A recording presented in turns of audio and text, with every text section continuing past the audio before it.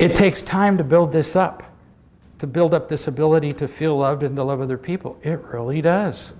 I built a bridge across my creek 30 years ago, and it lasted beautifully. It stayed there when everybody else's bridge washed out. But then it got old. Pressure-treated wood actually has a time limit on it. Look on the side. There's a little thing there that says 25-year wood. Makes you wonder where they test that, doesn't it? 25 years? But I had to replace it. And I replaced it with a steel bridge, I-beams.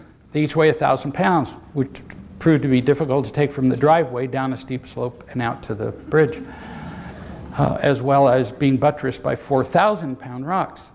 So we laid the 4,000-pound rocks, we laid 10,000 pounds of concrete and bolts sticking up and rebar and all of that before the bridge went across the creek 1 foot.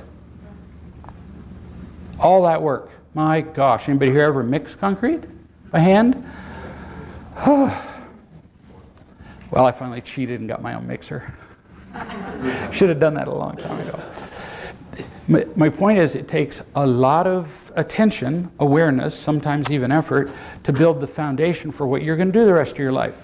So, in order to build your daughter's independence, well, that's going to take some effort and some work and some discomfort, and she's not going to like it. And until I realized what was going on, I was invincible when I was younger. And so I would go out and work on the bridge, and I sweat like a crazy person. In Georgia, of course, when it's 90 degrees and 90%, you tend to sweat anyway. And I used to work until my clothes were all sweaty and my boots filled up and overflowed. That's a lot of water. And I used to be able to do that no problem.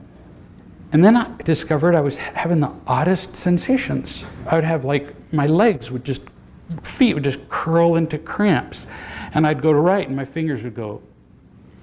And I'm watching this, it's very freaky. And finally, I started coming in the house and I would just almost have a seizure. I mean, I'm just locked up on the floor screaming because it hurts, which Donna found annoying, so she would just throw a blanket over me.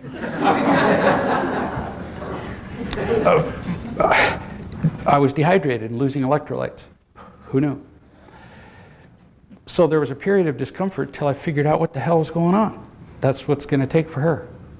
That's what it takes for everybody who learns this. There are moments of discomfort where you kind of don't know what the hell you're doing. But on the other side of it is pretty cool things. I can drive a truck across my bridge.